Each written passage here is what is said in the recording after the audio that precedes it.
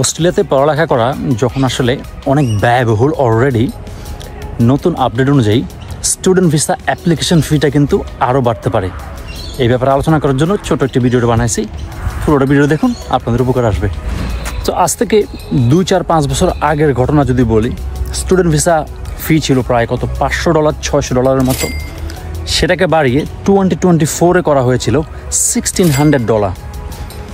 আর এখন যে নতুন আপডেট আসতেছে 2025-এ নেক্সট যে চেঞ্জেসটা আসবে, ওই চেঞ্জেসে student visa application fee, just the application ফিটা হবে $2500। বাংলা টাকা যদি হিসাব করি, এটা প্রায় 2 লক্ষ টাকা সমান।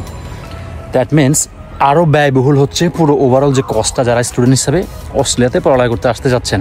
আমরা এই কস্টটা যদি অন্য কান্ট্রির সাথে তুলনা করি, তাহলে দেখা যায় কানাডাতে $150 স্টুডেন্ট ভিসা অ্যাপ্লিকেশন ফি, ইউএসএতে $200 থেকে প্রায় $400 মতো, ইউকেতে প্রায় £500 মতো, আর এখন অস্ট্রেলিয়াতে হতে যাচ্ছে $2500, প্রায় 2 লক্ষ টাকা।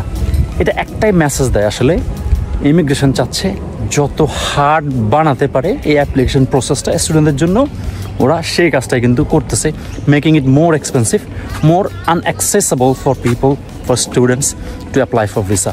তো এই ভিডিওটি বানানোর মূল উদ্দেশ্যটাই ছিল আপনাদেরকে অবগত করা এই যে আপকামিং ফি চেঞ্জেসগুলো আসতেছে, সো দ্যাট আপনারা ফাইন্যান্সিয়ালি বেটার প্ল্যানিং করতে পারেন। যারা অস্ট্রেলিয়া আসার চিন্তাধারা করতেছেন, ফি কিন্তু বাড়তেছে, আর সবগুলো প্রক্রিয়া কিন্তু অনেক হার্ড হইতেছে ডে বাই ডে। তো সেই অনুযায়ী সঠিক পরিকল্পনা করুন, আশা করি আপনাদের ভিসা অ্যাপ্লিকেশনটা সাকসেস হবে। সবার জন্য শুভকামনা রইল। অন্য একটা ভিডিওতে দেখা হবে খুব শীঘ্রই।